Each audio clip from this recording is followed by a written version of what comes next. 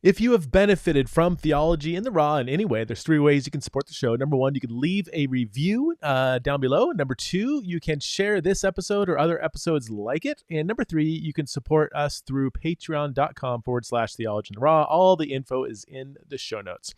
My guest today is the one and only Dr. Leonard Sweet. Dr. Sweet is an American theologian, semioticician, church historian, pastor, author, currently serves as the E. Stanley Jones Professor Emeritus at Drew Theological School at Drew University, and also he supervises doctoral students at several other institutions. He's the author of over 70 books. It's not a typo or a speako. It is actually 70 books, more than, and over, thousands of articles. He's published sermons. He does a lot. This dude is a wealth of wisdom and knowledge, and I'm super excited for you to get to know him. Please welcome to the show for the first time, the one and only Dr. Leonard Sweet. All right, I'm here with Len Sweet, who should need no introduction, but if you need a little blurb on who Len is, you can see the show notes. But Len, let's hear from you. Like, to talk to us about your journey. I mean, I feel like you've lived like 4 or 5 lives already with all the stuff you've done. So I'm sure there'll be a lot of different directions we can go. But how did you get into ministry and academia, theology? Well, I come out of a Pilgrim Holiness background. My mother was a preacher. She was ordained in the Pilgrim Holiness Church and then the Free Methodist Church, both of whom defrocked her for various reasons. And so then at 9 years of age, I became a Methodist because they'll take anybody. And so I've been a Methodist ever since. But yeah, so I'm a PK, but the preacher in my household was my mother. Very strict. I mean, she was brought up on charges for worldliness because she accepted a wedding ring from my Free Methodist father, who was the liberal. Wow.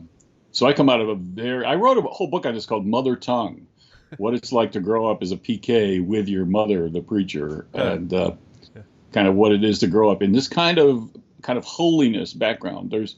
There's Pentecostal holiness. We were holiness. Borderline Pentecostal. We were Pentecostal in every way except the tongues thing. So, camp meeting kid. You ever go to camp meetings? I've been to summer camp. Is that the same thing? Is that? No. No. I grew up West Coast, non-denominational, so anything with any kind of tradition, I'm unfamiliar. Okay. Yeah, these camp meetings were a phenomenon. It was really a form of male evangelism, but that's a whole other story. Yeah, in many ways, Promise Keepers was a kind of a postmodern attempt at camp meetings. Okay. Camp meetings, okay. But at any rate, yeah, so I come out, that's my background. Then I had a deconversion at 17. I became a raging atheist. And in my early years of college, I was in my Marxist phase and studied under some Marxist professors and just wanted nothing to do with Christianity. And that lasted for 5-6 years, and then I had a real.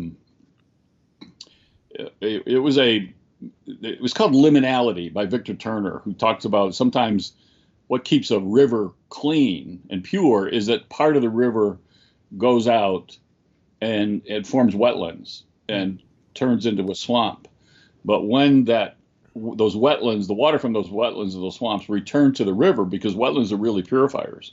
They get rid of all the toxins, and that's why wetlands are preserved so much, because that's what keeps the water pure. And so I went into this very swampy period of my life, very my liminal period, I call it. But when I came back to Christianity, I came back a real convert and real passionate about faith and Jesus. So that's where I've been ever since. How'd you kind of a journey. How'd you get into theology and wanting to be an academic and a pastor? Did that come shortly after your kind of reconversion, or? Well, I've always done 3 things. I've always had most of Colgate, Rochester, Bexell, Crozer. Crozer was where Martin Luther King Jr. went. So I was actually a provost of his school for a few years. Then at really early 30s, I became president of the seminary. But I always had. I started 2 church plants.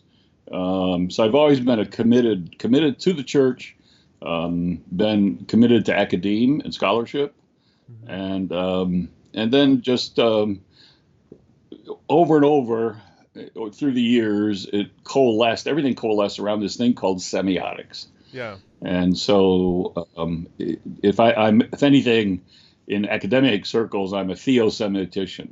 I Okay, you use got semiotics of you gotta unpack that, because I think about 5% of my audience knows what you just said. yeah. Well, Jesus had a favorite saying: "Red sky at morning, sailors take mourning. Red sky at night, sailors delight." And then he went on to say, "You know how to read the signs of the sky. I want you to know how to read the signs of the times." And the Greek word for sign is the word we get semiotics from. Okay. Semeion. And then we get semiotics. So it's the ability to read signs. In secular terms, they're sometimes called symbologists. Okay. Dan Brown, his whole main character was a semiotician, somebody's into reading of signs, but more in the past. I do signs of the past, but I also do signs of the present. So just and the ultimate sign for me is Jesus. So the question is, what is Jesus up to in our world? And then how can we join what he's already doing? So that's why I'm a theosemiotician. Coca-Cola hires 50 basically semioticians. They have 50, they call them cultural anthropologists or semioticians, to braille the culture and figure out what's going on out there in the world. 50 of them. So, and you can get a PhD in semiotics in Europe. Many of them end up on Wall Street. But I offer 3 doctoral programs actually in semiotics: a PhD in semiotics, a DMin in semiotics, and a Doctor of Theology and Ministry in semiotics. So we started here in the U.S. actually offering doctoral programs in semiotics. Can you get it? I'm sorry. I would love for you to keep unpacking this, because again, it's such an unfamiliar.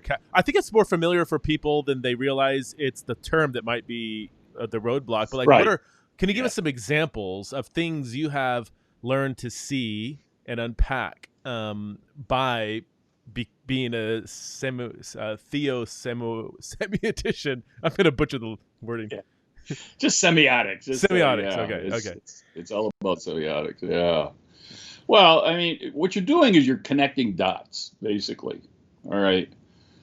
So, for example, Paul and John and others interpret Jesus as the last Adam. Mm-hmm. There's a language, the second Adam, but it's really the last Adam.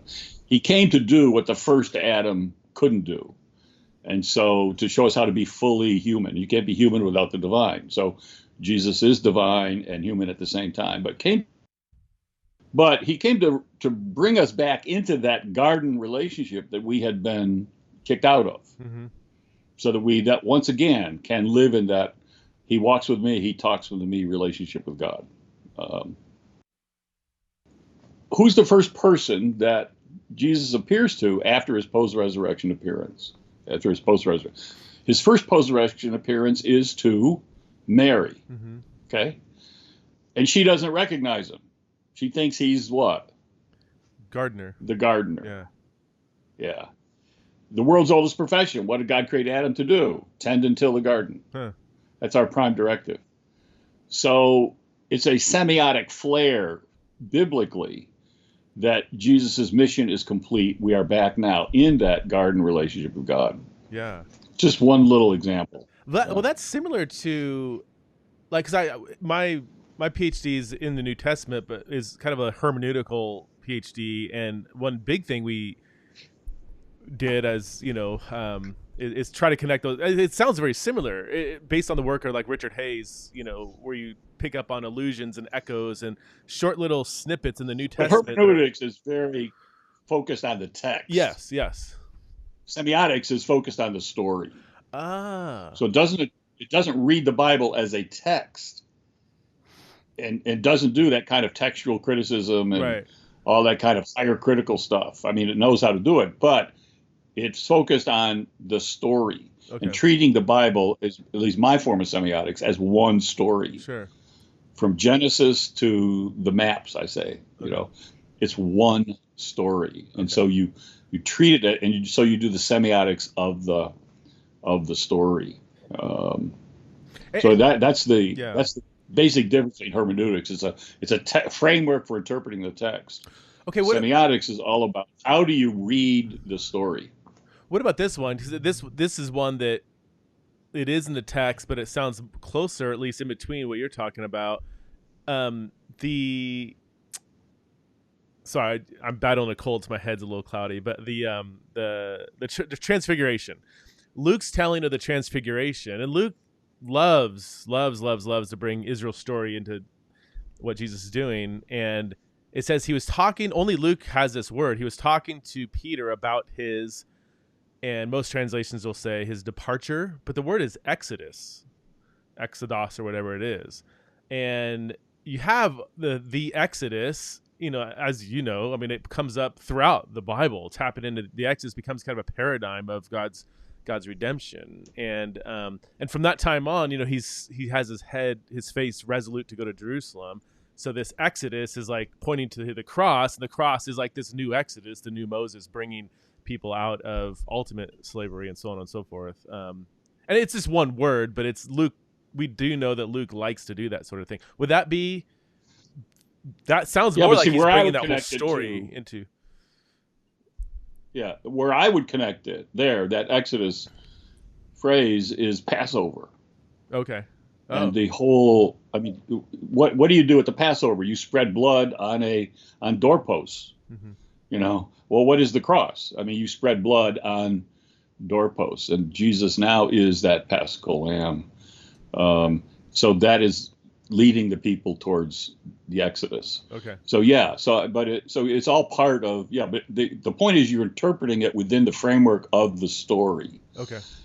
And we've been taught basically not to read the Bible as a story, mm-hmm. Or even to hear it, but to read it as these desiccated, dissected texts, right, and passages, and not passages, verses. Yeah. So it's very. I'm averse to verse as a semiotician. Yeah. I'm trying to get rid of my own case of versitis, which is pretty acute. Do you think the addition of verses changed the way we read the Bible more negative? Like Absolutely. Yeah. I mean, absolutely. I mean, we didn't. I mean, I'm glad for verses, which were done in the medieval period, by the way, because that's how you find things. Right. Duns Scotus was working on it, as were others. But when John Calvin published that Geneva Bible, and you have now the scriptures in the form of chapter and verse, that became our new default setting. And I mean, I come out of this at 5 years of age. I was part of Bible Memory Association, BMA. And we had to memorize 12 Bible verses a week. And we had a hearer. That's what she was called, a hearer, that came in on Friday night. And we had to recite those 12 Bible verses. And they were all themed. So one week it was the 12 Bible verses on hope. Another week it was 12 Bible verses on salvation. But we had to recite them perfectly. So I've learned and memorized a lot of Bible verses. Uh-huh. And then one day I woke up and realized I've never once memorized an entire Bible story. Huh. The Bible wasn't written in verses. We did that. The Bible's written in poems and narratives and dramas and music and all that stuff. So letters. And so, yeah. I think it is that has really, I think, affected negatively the way in which we live our faith. Yeah. Well, it makes the Bible feel like almost like a dictionary. Like you look up the entry, chapter Romans 8:28, and it feels very flat and mechanical. It doesn't feel like it's an unfolding narrative. And it's without a context. It's contextless. So, I mean, I just do this little exercise. It's fun to do when I'm speaking. Sometimes I'll say, how many of you can recite John 3:16? Well, everybody gets confident. They all, John 3:16, so they recite it in unison from the same translation. It's amazing. I don't know how it happens, but I say, okay, that's really good. Now let's do John 3:15. Dead silence. Yeah. And I'll go, okay, John 3:17, there'll be maybe about 20% that can do 3:17, I say, okay, what's the story? Yeah. What's the story that this is in? And then maybe, one or two has something to do with Nicodemus. Well, but what does it have to do with, So we are, So this, it's hard to you build an identity, Preston, on narrative. You don't build an identity on, you can't build it on verses. You can't build it on values. You can't build it on virtues. You can't build it on a worldview either. An identity. That's why Christians have, where's their identity? They have no identity, because their identity is built on a story, and we are not teaching the story. We're teaching these little principles or apps or verses or whatever. Well, that's very Jewish, right? I mean, that's why you have the Jewish calendar, remembering the story. Again, the Passover, the story of the Exodus, and various incidences. And that's why there is a million Jews in the whole world. That's it.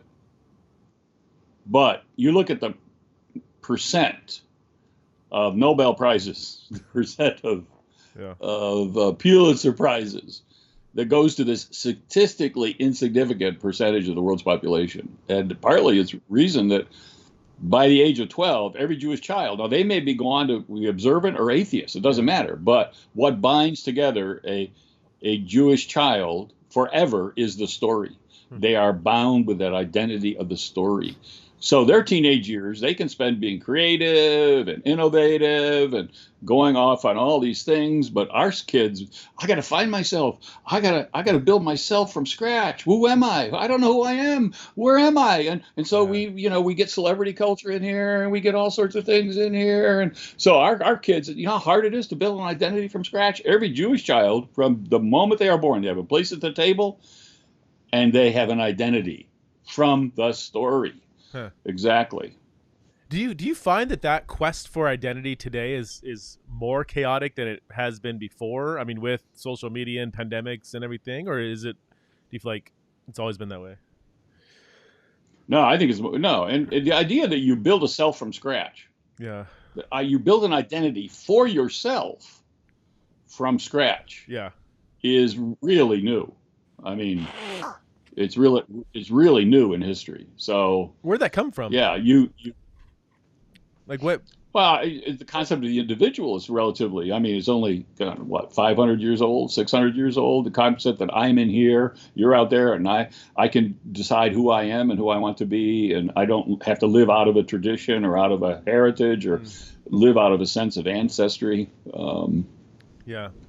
The big issue with my grandchildren, what do we call you? What do you want your grandchildren to call you? I go, ancestor. I want to be known as ancestor. I want them to call me ancestor. Oh, we can't do that. I say, well, here's another one. Call me Ancient of Days then. Have the grandchildren call me Ancient of Days. But the sense is you're living out of a tradition, out of a heritage. And you will shape that heritage in yourself, and you will take it in new directions. But you aren't born from scratch. Right. I love in American culture, when you're born, you get a number. It's called Social Security number, and that follows you for life, and that defines you. I mean, if there's one thing you don't want to lose, or you don't want to lose your Social Security number. By the way, how in the world? I just got my booster shot. Okay. Yeah. You know that little card? It's this little tiny thing. It's paper. No. And I'm going, without that card, though, I can't go anywhere. Can I get a replacement for that card? Yeah. No. Is anybody wondering how many people are going to lose that card? And then they're going to, where do you go live then? I mean, how do you eat? You can't go anywhere now without that proving that you've been, vaccinated. It's just crazy. So, but in Korea, when you're born, you don't get a number, you get added to the family tree. Huh. So there's a literal family tree. Now they may have added to it the number by now, because everybody's, numbering everything. But the up until recently, when you were born, it wasn't you got a number. The historical record, the government record, was your name was added to a family tree at a certain branch. In other words, from the very beginning of your life, you were defined in terms of your relationships. Now we're only defined in terms of our numbers. Yeah. And that's I'm trying to get back to the relationship, understanding of identity, your relationship to a story. Carl Truman wrote a book, The Rise and Triumph of the Modern Self, that traces a lot of this back, really a couple hundred years, kind of some key thinkers that were kind of the building blocks for this place where we're at now, where we can wake up one day, stare in the mirror and say, who am I? Like, who do I want to be? Like, we're going to determine our own identity, and any kind of like authority outside of our individual self that tells us who we are is just profoundly offensive, you know. Whereas throughout history, it's never been that way. No. Yeah. And that's why it's for me to put it in the narrative context. Who is the author of your story? If every one of our lives is a story, then who's going to author it? And whoever you allow to author it is your authority. Your author is your authority. Yeah. So if you're going to say, I'm going to author it just myself, then you are your own authority. I was recently at a baggage claim, and the person next to me could have been pink, Preston. I mean, she had pink hair, she had pink luggage, she had the word pink over everything. I mean, obviously, she had turned over her life story to pink. I mean, so pink was her authority. Yeah. And all of a sudden, I realized, no, everybody is turning over their story to somebody. Yeah. I mean, there's nobody that just says, okay, you outsource part of your story to this celebrity or to this. Nobody can totally make it up from scratch. You're always, so who do you choose to be your author? And that is your authority. And that's where I say Jesus is my authority. Yeah. The author of my story is not Len Sweet. I want the author of my story to be Jesus the Christ. And he and I write chapters together. Oh, that's great. You know, there's a singer called Pink. I wonder if it was her. There's a singer named Pink. Well, no, that's what I meant. I thought she was a fan of Pink, but she may have been Pink. Pink. I don't know. You should have got an I didn't talk to her. Yeah, but she could have been. She was short and bubbly, and maybe. What was your you did your PhD at University of Rochester, New York? Is that right? And what was that? What was your PhD work in? Yeah, well, I got my MDiv and PhD at the same time. I enrolled in. I wasn't going to spend 7 or 8 years getting a master's and a doctorate. So, neither school knew what I was doing. So it was kind of it was a bad thing to do. So I just confessed my sin there. But so for a couple of years, I was taking 30 courses a semester. I mean, it was brutal. Wow. But I got my MDiv and PhD together in 4 years. So I went to Colgate, Rochester, Bexley, Crozer. Okay. And then at the same time, I was getting my PhD in history. Okay. And especially I got caught up in, this is a place where there was a whole focus on African-American studies and the history of slavery and all that kind of stuff. So I got caught up in that. So my dissertation was on Black images of America. Really? And so I got caught up in that relooking at the role of the African American contribution in American history. Can you tell us a little more about that? Like, what did that look like? What are some key thinkers and contributors? Well, there was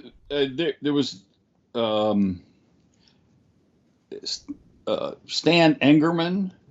Actually, he was a ecclesiologian that taught there, and he and his co-writer got a Pulitzer Prize for their book.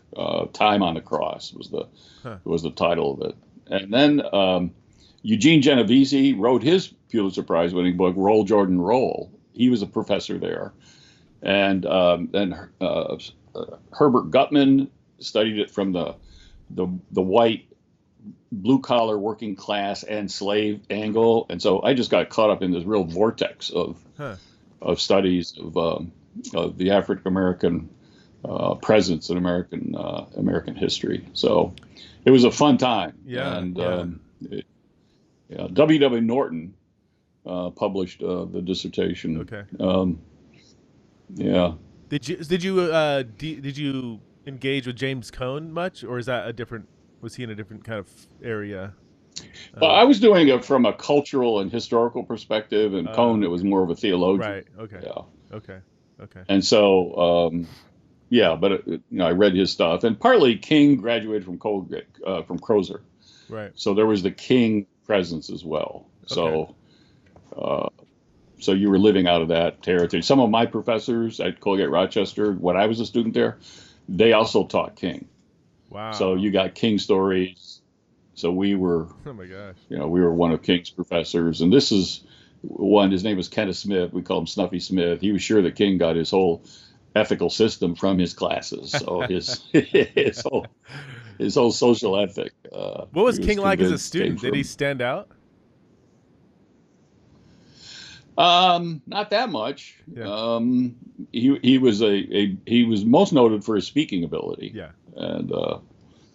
And that was and the ability to kind of bring together various sources and put them into a spellbinding form. Yeah.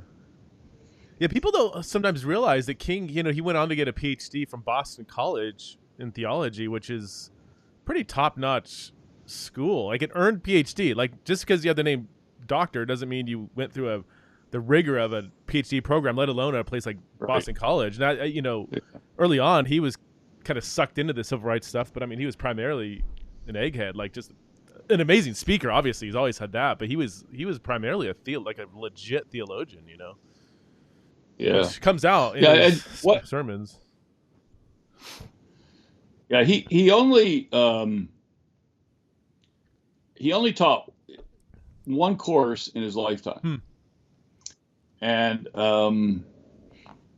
it was a course, 1960, that he taught from his alma mater, Morehouse College. In fact, Benjamin Mays, the president there, called King and said, I really want to expose you to our students. I want you to come here, and we'll open up the whole student body to you, but I want you to teach a class. And King said, I'm too busy. And Morehouse said, we'll make it as easy for you as we possibly can. So his course on social policy was the title of the course, was open to the entire student body. You ready? And 9 students signed up. What? And these 9 students are the only people, and that's the only course he ever taught, this one time. And of course, King wasn't a common name then. It was just, he was just somebody that the president of Morehouse wanted to showcase what he thought was going to be a really future star. And so these 9 students are the only people in the world that can say, we studied with King. He was my mentor. He was my professor. Okay.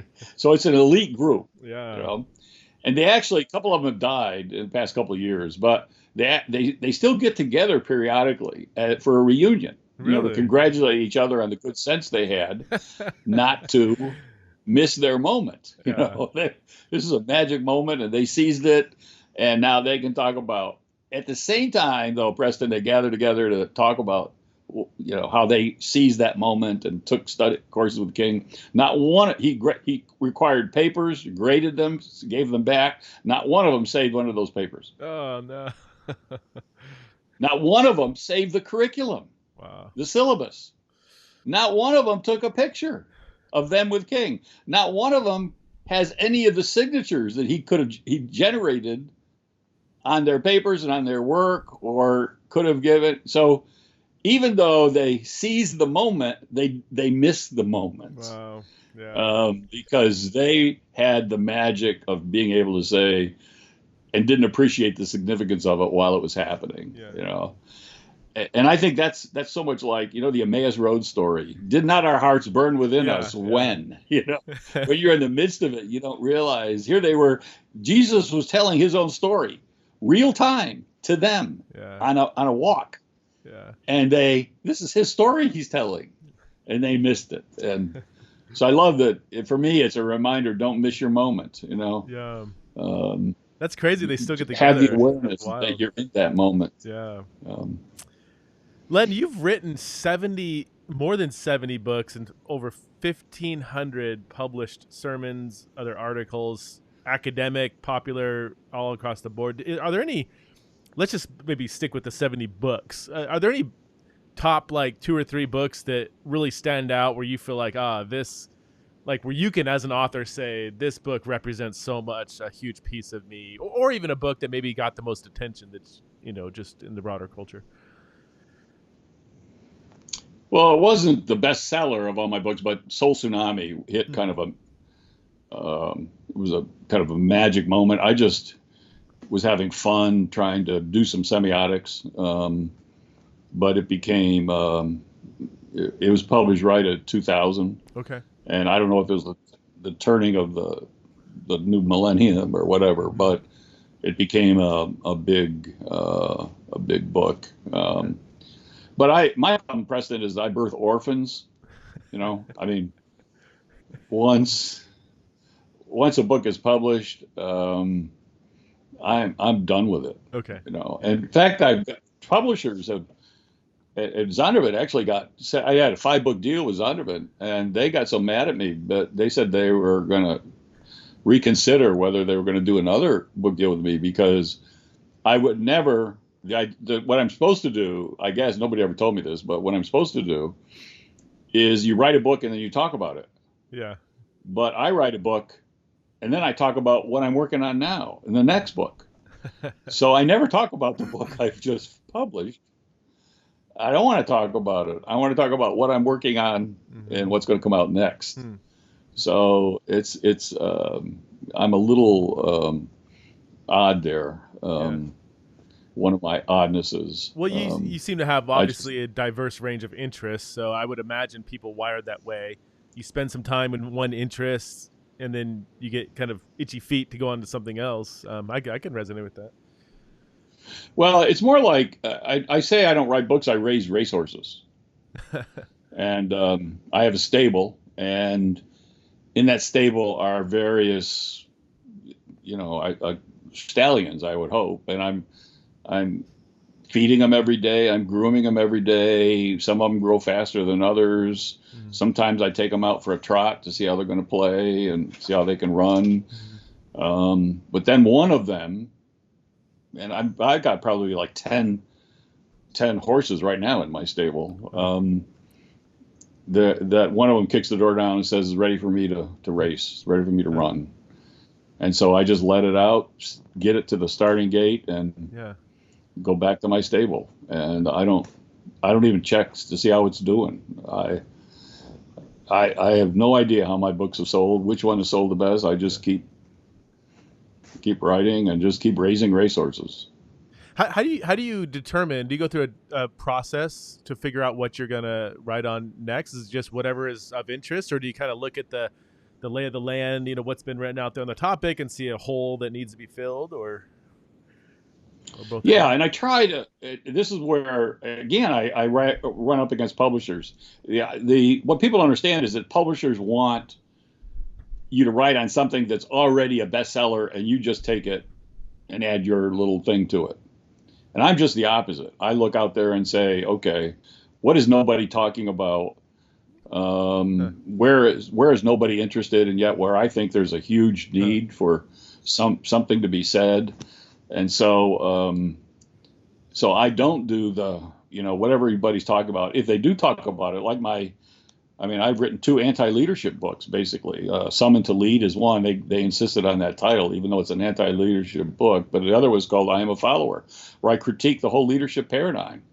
And I just, take on that whole leadership fetish that the church has been in, which is all drawn from basically corporate culture and all that stuff. So I'm kind of looking at what isn't being talked about, where do I feel? So there's a kind of prophetic edge, if you will, and that's part of semiotics. You're looking at the signs and saying, okay, people are headed in the wrong direction here, and how do we help to correct it and push them and steer them in the right direction? Can you summarize your anti-leadership book? That's I think that would do well now, because there is such a concern with that form of leadership.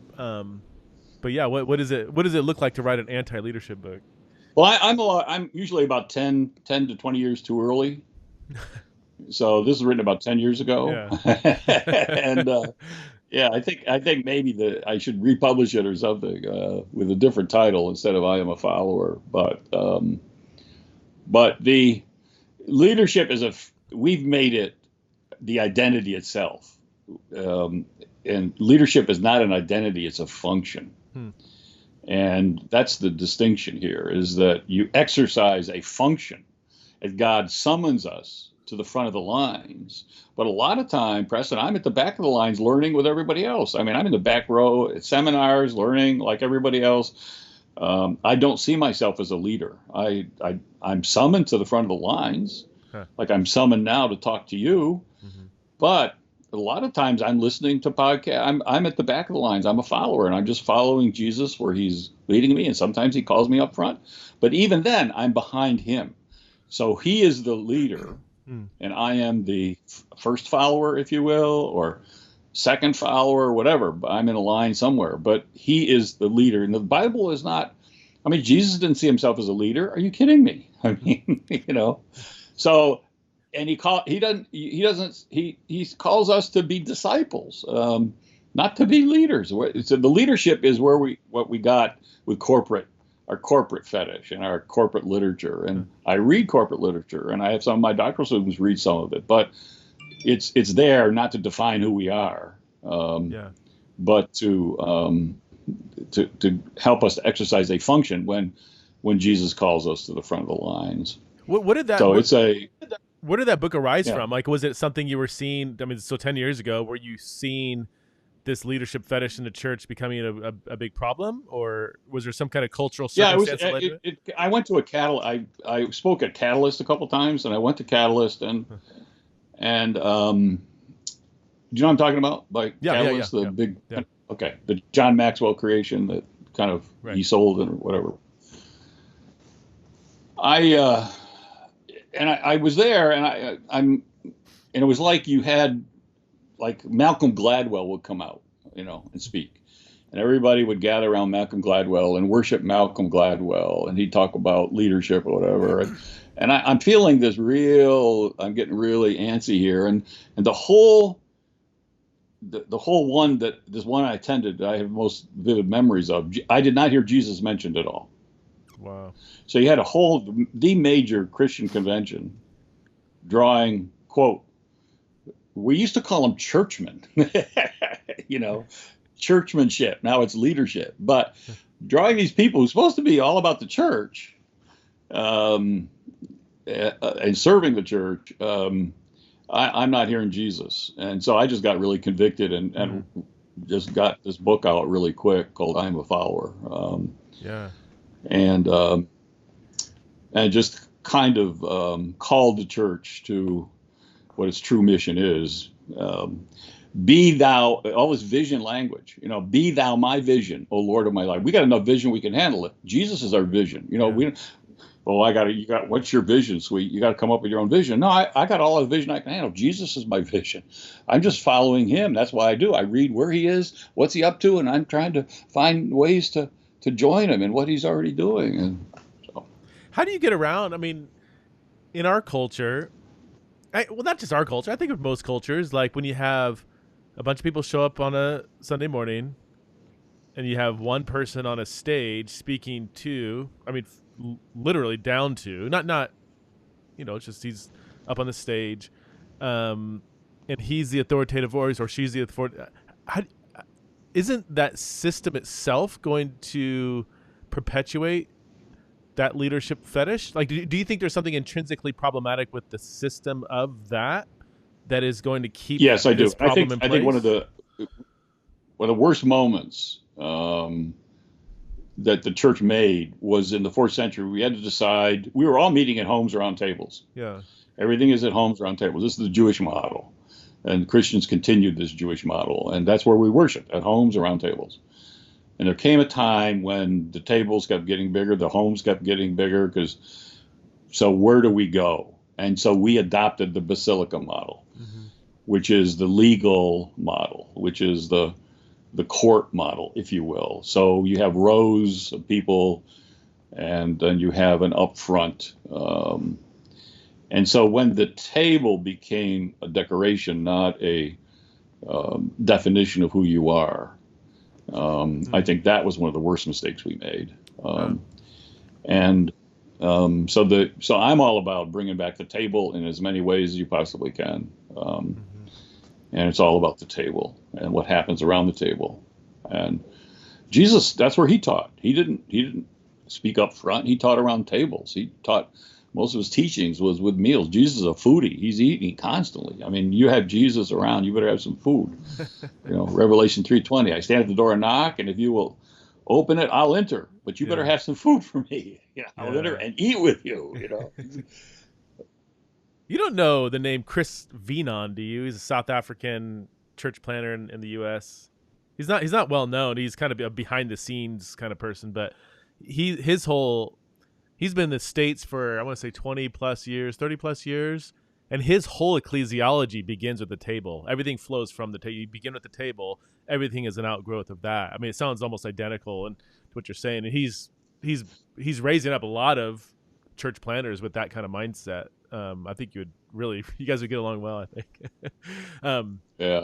Do you think I wrote a whole book on this where I say, it's called From Tablet to Table, but to look at the Bible as a table itself on which we feast. But the real table, which is increasingly missing in our homes, and people aren't eating together around tables, but to look at the table as in some ways the tree of life. And you have the language of the table. You add leaves. You have the stem of the table, the roots. But that table is where discipleship needs to take form, Preston. Even if worship goes someplace else, and that's. I mean, the synagogue wasn't where the most sacred rituals were performed in Judaism after the destruction of the temple in 70. It's the home around the table.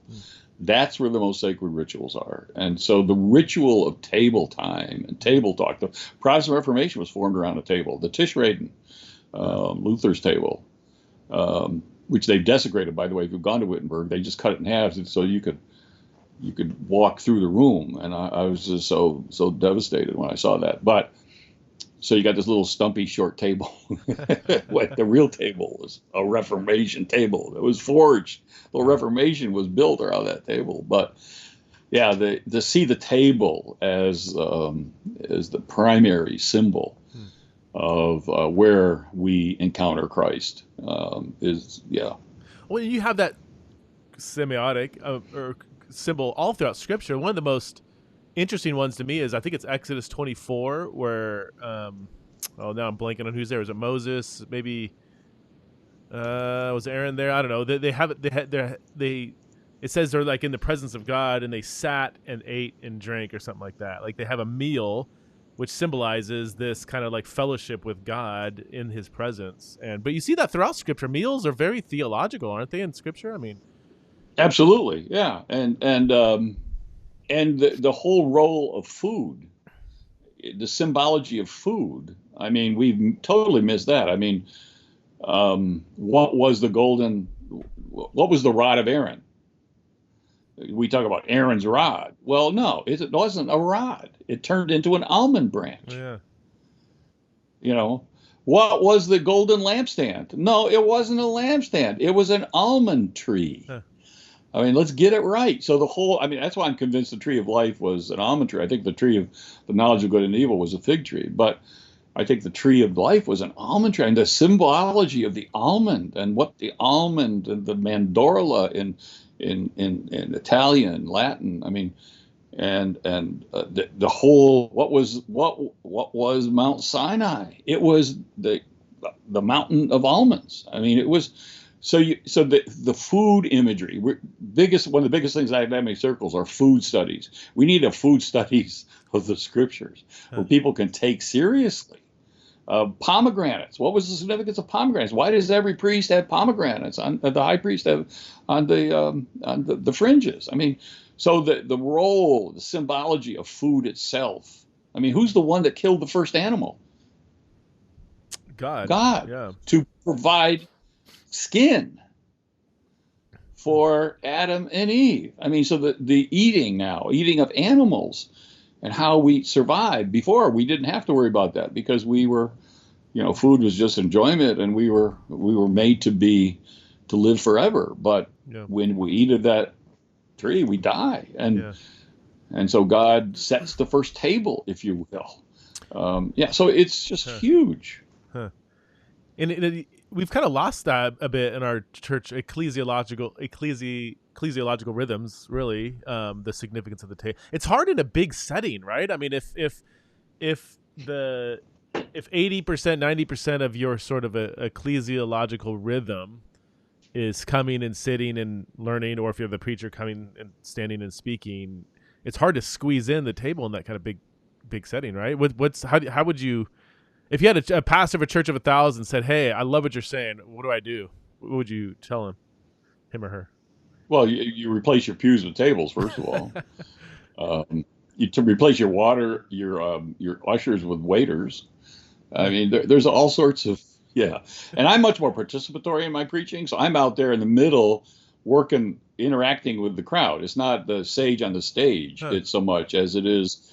It's much more, here's the mic. It's karaoke time. It's time when what do you think about this? And here, John, you tell us what you think. And Mary, tell us so you're more of an orchestral conductor of the people's worship than you are. I'm the big boss with the hot sauce. So you walk around and talk to people. Does that freak people out? It can. I just gave the list of that. But but here's what people. This is the why do kids go to a concert today, Preston? They do not go to sit there and listen to a performance. The high and holy moment in every concert is when this person on stage does this. Takes the mic from himself or herself and turns it to the crowd. And the, quote, performer becomes the mic stand for the people. And they are singing that song. And in many ways, then it just reverse roles. The performer's there to listen to the people and produce their singing and their song. And that's the new role of the preacher, is to move from this to this. Do you have weird moments when you ask somebody what they think and they come up with some bizarre thing that's like, oh my gosh, do I just let this go? Or No, I have two, and some people really want to take the mic and make a statement sometimes. I know that person, Yeah. But some people will come up with the weirdest things, I actually had one person who, in the midst of that, just said, I gave the mic to them. They wanted to say something, and they said, "You're of the devil." Okay. So how do you handle something like that? And my usual way of handling it is, we'll say more. Okay. So that's one of my key phrases. Either you may be right is one, or say more. And this person goes, well, as I was driving here today to come and hear you. And by the way, when I drive, I never have to stop for a stoplight because I just point at it and it turns. So I never have to stop for a stoplight. But as I was driving here, but as soon as this person announced that they never had to stop for a stoplight, they just had to point their finger and it would change. She had said everything that she needed to say, and people will hang themselves, but most of the time it's the energy of the air. I call it baking a souffle, because you're all that air, that conversation creates an experience, a collective experience that is really rare and rich. And that's what can happen around the table too. In Spanish cultures, it's called Sobra Mesa.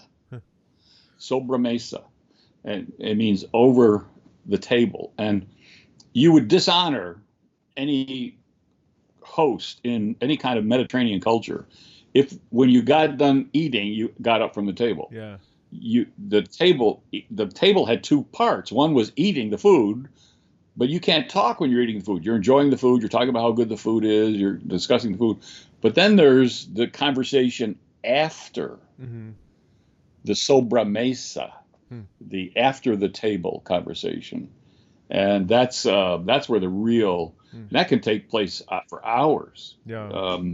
When I first heard that word and the meaning, I went and tried to get the URL for it, sobramesa.com. It had already been gotten by a cigar company.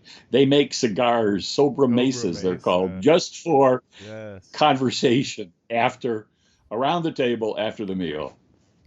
It's funny. So you might appreciate this. My wife and I, we've always kind of had a hard time with traditional church small groups. I don't know why. It just oftentimes feels forced. I feel like maybe we've just been put in groups that it just doesn't work right. I don't know why. But we just, after a while, we're kind of like, I just can't tolerate another small group. So we just started throwing parties. So like right now, we almost every week, a couple weeks, we'll just throw. I love it. And a party with no agenda, no anything. It's like we always try to serve like high quality, like appetizers, like kind of finger foods, and high quality drinks. So like good wine, good whiskey, good beer, or whatever, non-alcoholic drinks as well and stuff. But it's like, and there's no agenda. Like there's no like, all right, after we talk for 46 minutes, we're going to stop and go around and get our prayer.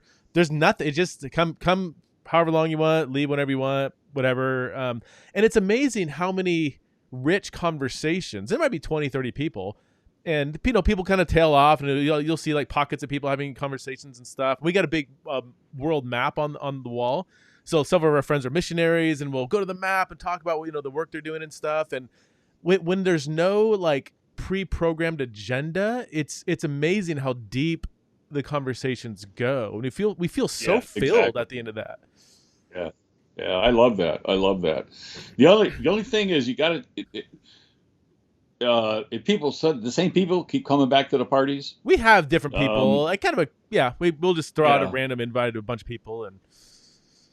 Okay, yeah, but there can be if it becomes too ingrown, then it's like for a new person, it's like walking into a room with everybody making out. You don't know where you fit in, and you don't know where. Everybody's so friendly to one another so there has to be an ethic of hospitality to the stranger.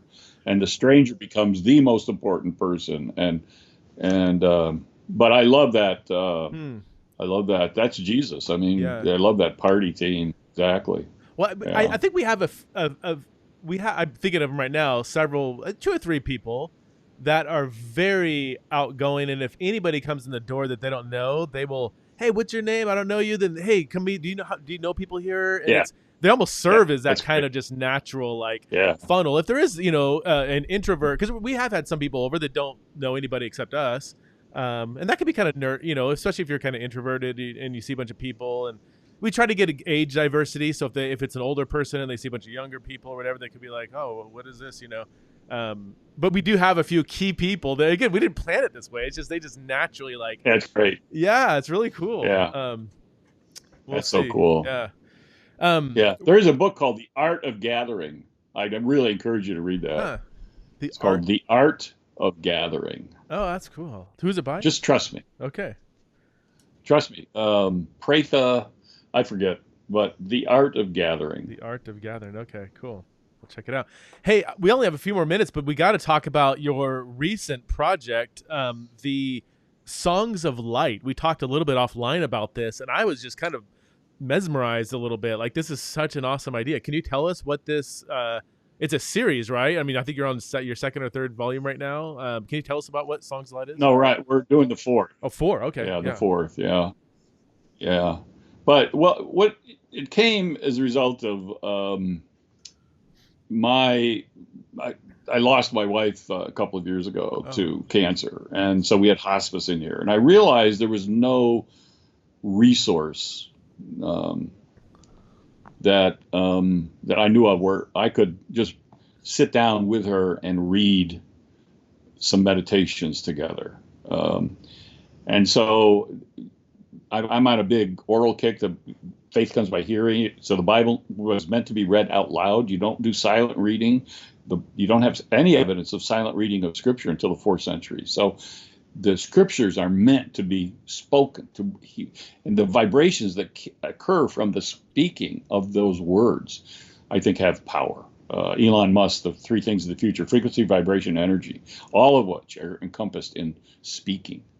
So, I mean, Nikola Tesla said that. Sorry, not Elon Musk. That was Tesla.